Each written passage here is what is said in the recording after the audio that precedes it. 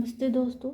RPSC second grade paper 1 2024 के solution की series में आज ये लास्ट वीडियो है। आज हम कंप्लीट पेपर सॉल्व कर लेंगे, उसके बाद हम नेक्स्ट पेपर की ओर बढ़ेंगे। चलिए स्टार्ट करते हैं।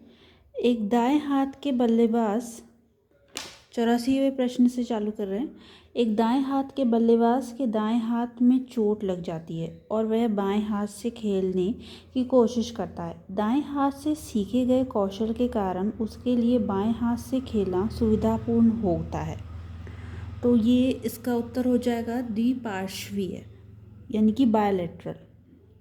ठीक है, तो नेक्स्ट प्रश्न में हम आगे की ओर बढ़ते हैं। निम्नलिखित में से किस रक्षात्मक युक्ति के सहारे व्यक्ति विभिन्न प्रकार के बहाने बनाता है तथा सामाजिक रूप से स्वीकृत कारणों की मदद से अपने अनुचित व्यवहार को उचित सिद्ध करने की कोशिश करता है? तो ऐसा वो युक्तिकरण के कारण करता है, विस्थापन के कारण नहीं, उदासीकरण के कारण भी नहीं, प्रतिक्रियाकरण के कारण भी नहीं, युक्तिकरण के कारण ऐसा करता है। नेक्स्ट क्वेश्चन, उपलब्धि अभिप्रेरणा को निम्नलिखित में से किस श्रेणी में रखा जाता है? यानी अचीवमेंट मोटिवेशन को हम किस श्रेणी में रखेंगे? सोशल मोटिव यानी सामाजिक अभिप्रेरण में, साइकोलॉजिकल मोटिव में, दैहिक में, या जन्मजात या जैविक, किस में? तो हम जो अचीवमेंट मोटिवेशन है वो हम सामाजिक अभिप्रेरक में रखेंगे। नेक्स्ट प्रश्न की ओर आगे बढ़ते हैं हम। निम्नलिखित में से कौन सा कथन सृजनात्मकता के विषय में सही नहीं है? तो प्रत्येक सृजनात्मक अभिव्यक्ति पूर्ण व्यक्तित्व रखती है। सभी बुद्धिमान व्यक्ति सृजनशील होते हैं। सृजनात्मक विषय विशिष्ट नहीं होता। सृजनात्मक चिंतन लचीला और खोजपूर्ण होता है।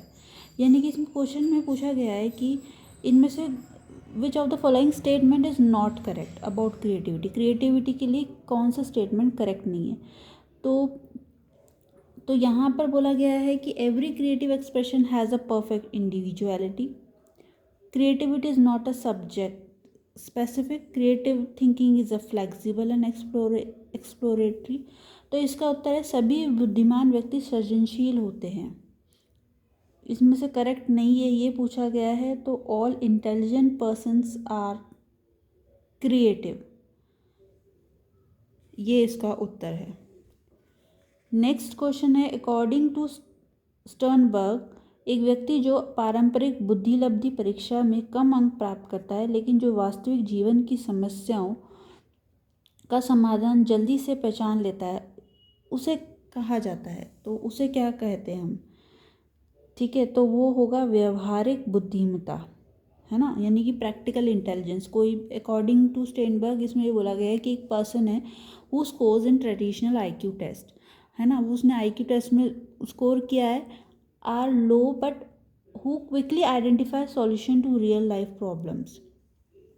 वो उसमें आईक्यू में तो लो मार्क्स लाया है लेकिन वो जो है रियल लाइफ प्रॉब्लम्स को इजीली आइडेंटिफाई कर लेता है, तो वो एक प्रैक्टिकल इंटेलिजेंस कहेंगे हम उसको। नेक्स्ट क्वेश्चन, स्किनर के क्रिया प्रसूत अनुबंधन सिद्धांत यानी कि ऑपरेंट कंडीशनिंग के अकॉर्डिंग में जब प्रयोगकर्ता यह निश्चित करता है कि स्किनर बॉक्स में प्रत्येक 10वीं सही अनुक्रिया पर पुनर्बलन किया जाएगा, तो इस अनुसूची को कहा जाता है। ठीक है, अगर मैं इंग्लिश में इस क्वेश्चन की बात करूँ तो in a Skinner theory of operant conditioning when the experimenter decides that reinforcement will be given for every 10th correct response in a Skinner's box, then this schedule is called। तो इस schedule को हम क्या कहेंगे? इसको हम fixed ratio रीएनफोर्समेंट schedule कहेंगे। ठीक है, इसको हम फिक्स रेशो रीएनफोर्समेंट शेड्यूल कहेंगे। नेक्स्ट क्वेश्चन पे आगे हम बढ़ते हैं। निम्नलिखित में से कौन सा कथन अधिक्षमता के बारे में सत्य नहीं है? यानी कि इसने एप्टीट्यूड के बारे में कौन सा कथन सही नहीं है ये पूछा है। तो यह भविष्य के किसी भी संदर्भ के बिना वर्तमान क्षमता को इंगित करता है।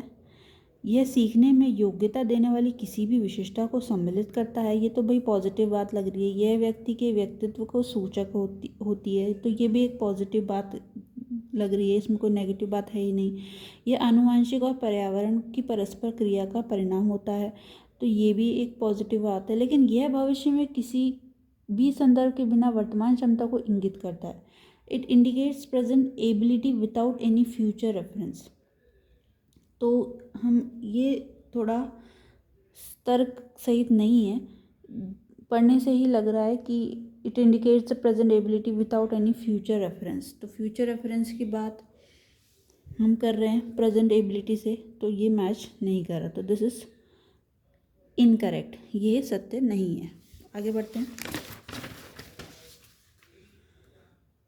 नेक्स्ट क्वेश्चन, कैटेल के अनुसार वे लक्षण जिन्हें व्यवहार की प्रत्यक्ष अभिव्यक्ति द्वारा आसानी से पहचाना जा सकता है उन्हें क्या कहा जाता है?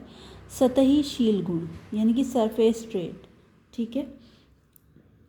नेक्स्ट क्वेश्चन, विकास के बारे में निम्नलिखित में से कौन सा कथन गलत है? विकास की अगर हम बात करें तो कौन सा कथन गलत है? विकास के प्रत्येक चरण में संकट होते हैं, बिल्कुल सही है ये।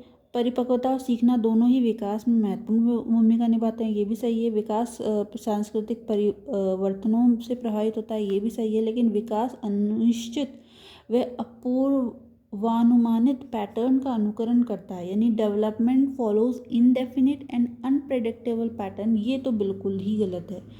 ठीक है, वे बिल्कुल ही गलत है, तो ये इसका उत्तर सही होगा। नेक्स्ट है, मार्श एवं उनके सहयोगियों के अनुसार किशोर विद्यार्थियों का शैक्षिक आत्म प्रत्यय निम्नलिखित में से कौन सी परिस्थितियों द्वारा अत्यधिक निर्धारित होता है? यानी कि according to Marsh and his colleagues the academic self concept of adolescent students is highly determined by which one of the following situation? ये पूछा गया है, तो इसका उत्तर क्या होगा? तो अपनी कक्षा के विद्यार्थियों से तुलना द्वारा, अन्य कक्षाओं के विद्यार्थियों से तुलना द्वारा, स्वयं के साथ तुलना द्वारा, या अन्य विद्यालयों के विद्यार्थियों से तुलना द्वारा। तो इसमें पूछा गया है कि मार्श एवं उनके सहयोगियों के अनुसार किशोर विद्यार्थियों का शैक्षिक आत्म प्रत्यय निम्नलिखित में से कौन सी परिस्थितियों द्वारा अत्यधिक निर्धारित होता है? तो इसमें अपनी कक्षा के विद्यार्थियों से तुलना, ये ही निर्धारित होगा। नेक्स्ट क्वेश्चन पे आगे बढ़ते हैं हम। नीचे दिए गए दो कथनों पर दिए गए हैं, एक व्यक्ति किसी बात को लिखकर अच्छे ढंग से व्यक्त कर सकता है, किंतु हो सकता है कि उसी बात को वह बोलकर ठीक ढंग से व्यक्त ना कर पाए। ठीक है, बिल्कुल सही है। लेकिन किसी व्यक्ति के भीतर पाई जाने वाली भिन्नताएं अथवा व्यक्तित्व भिन्नताएं कहलाती हैं, यानी कि इंट्रापर्सनल डिफरेंसेस की बात कही गई है। तो जो पहला है वो और दूसरा है, ये दोनों ही सही हैं। ठीक है, ये इंट्रापर्सनल डिफरेंसेस कहलाते हैं, किसी पर्सन में अगर डिफरेंसेस होते हैं। और दूसरा यहाँ कहा गया है कि एक person can express something well in writing but he may not be able to express the same thing properly by speaking, तो दोनों ही इसमें सही हैं। नेक्स्ट क्वेश्चन, निम्नलिखित में से अभिप्रेरणा के बारे में कौन सा कथन सही नहीं है? तो अभिप्रेरणा की बात कही गई है, यानी मोटिवेशन की बात कही गई है, तो इसमें से कौन सा कथन सही नहीं है? तो बाहरी अभिप्रेरणा उन कार्यों के लिए अधिक प्रभावी हो सकती है जिनके सृजनात्मक चिंतन की आवश्यकता होती है, यानी कि extrinsic motivation may be more effective to task that require creative thinking, तो यही इसका सही उत्तर है। नेक्स्ट क्वेश्चन आगे पढ़ लेते हैं हम। आंतरिक अभिप्रेरणा उस स्वायत्तता से संबंधित है जिससे व्यक्ति किसी कार्य को करते समय आनंदित होता है। बाहरी अभिप्रेरणा वह न केवल व्यवहार से जुड़ी है बल्कि प्रदर्शन में वृद्धि से भी जुड़ी है। आंतरिक अभिप्रेरणा व्यक्तियों में उत्पादकता के साथ साथ सृजनात्मकता को भी बढ़ाती है। नेक्स्ट क्वेश्चन है, निम्नलिखित में से कौन सा उपाय बाल अपराध का उपचार करने के लिए किया जाना चाहिए? तो बाल अपराध का उपचार करने के लिए हमें क्या किया जाना चाहिए? विशेष सुधार स्कूलों की व्यवस्था होनी चाहिए, बिल्कुल सही। विशेष बाल न्यायालयों की भी व्यवस्था होनी चाहिए, ये भी सही है। रिमांड होम्स की व्यवस्था भी होनी चाहिए और मनोविश्लेषणकर्ताओं की सहायता भी होनी चाहिए, तो ये चारों ही उत्तर मेरे हिसाब से सही है। नेक्स्ट क्वेश्चन,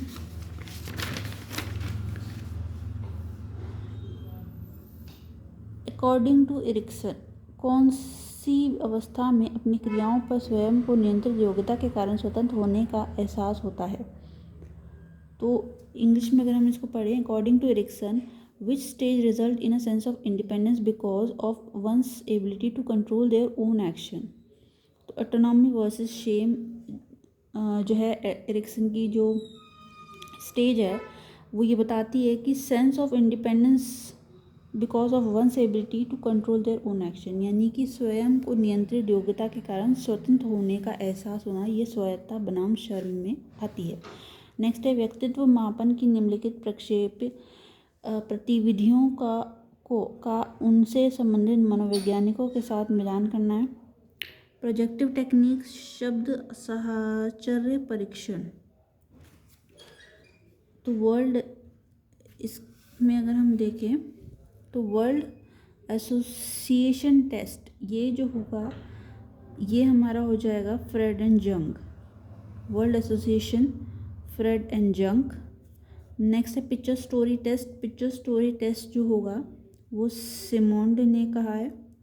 नेक्स्ट जो है hand writing technique, hand writing technique जो है वो गार्डनर्स मर्फी ने कहा है। नेक्स्ट जो है सेंटेंस कंप्लीशन टेस्ट, तो सेंटेंस कंप्लीशन टेस्ट जो होगा वो रॉडे एंड हिल्ड्रेथ ने कहा है। ठीक है, तो एक बार तो इसका उत्तर इसके अकॉर्डिंग जो है दूसरा सही हो जाएगा, ये वाला, यानी कि शब्द साहचर्य परीक्षण जो है वर्ल्ड एसोसिएशन टेस्ट की अगर हम बात करें तो वर्ल्ड एसोसिएशन टेस्ट जो है हमारा वो फ्रॉयड एंड जुंग ने कहा है। ये प्रोजेक्टिव टेक्निक जो है इस साइकोलॉजिस्ट की है। नेक्स्ट जो चित्र कहानी परीक्षण जो है पिक्चर स्टोरी टेस्ट जो है वो साइमंड ने दी है। हस्तलेखन प्रविधि, हस्तलेखन प्रविधि जो है वो गार्डनर मर्फी ने दी है। और वाक्य पूर्ति परीक्षण जो है, वाक्य पूर्ति परीक्षण वो हमें दिया है रोहडे एवं हिल्ड्रेथ ने। तो इसके अकॉर्डिंग उत्तर नंबर दूसरा सही हो जाएगा। नेक्स्ट है प्रभावी शिक्षक हेतु निर्देशन शैक्षिक मनोविज्ञान के किस क्षेत्र में सम्मिलित है, यानी कि guidance for effective learning is included in which of the scope of educational psychology. तो ये किससे में आती है, ये लर्निंग प्रोसेस में आती है कि इफेक्टिव लर्निंग जो होगी वो स्कोप है एजुकेशनल साइकोलॉजी में। नेक्स्ट क्वेश्चन है लास्ट और फाइनल क्वेश्चन 100वां, निम्नलिखित में से कौन सा कथन बुद्धि लब्धि के संबंध में सत्य है। तो इनमें से कौन सा कथन बुद्धि लब्धि के संबंध में सत्य है, लग रहा है आपको आईक्यू के संबंध में। 100 बुद्धि लब्धि वाला व्यक्ति बुद्धि रूप से श्रेष्ठ होता है। एक मंदबुद्धि बच्चे की कालानुक्रमिक शारीरिक आयु उसकी मानसिक आयु के समान होती है। जब कालानुक्रमिक शारीरिक आयु और मानसिक आयु समान होती है तो बुद्धि लब्धि 100 होती है। ठीक है, यानी कि जो क्रोनोलॉजिकल एज होती है, जो फॉर्मूला होता है CA/MA, यानी chronological age and mental as जब सेम होती है तब IQ 100 होता है। तो ये वाला उत्तर बिल्कुल सही होगा। इसमें पहले वाले में हमें ये बोला गया था कि एक पर्सन जिसका IQ 100 है इज़ इंटेलेक्चुअली सुपीरियर होता है, ये बोला गया था। और दूसरे में ये बोला गया था कि एक dull children chronological age is same age its mental age. तो क्रोनोलॉजिकल एज जो है वो मेंटल एज से सेम होगी। तो इसके अंदर जो थर्ड उत्तर है वो बिल्कुल सही हो जाएगा। तो ये थे RPSC 2024 के पूरा सॉल्यूशन जो मैंने आपको करा दिया है पूरे 6 वीडियोस में। आपको ये वीडियो पसंद आई होगी, और अगर आपको कोई भी प्रश्न गलत लगता है तो प्लीज़ में आपकी राय देना चाहते हैं तो आप कमेंट सेक्शन में बता सकते हैं। Thank you. मिलते हैं नेक्स्ट वीडियो में नए पेपर सॉल्यूशन के साथ।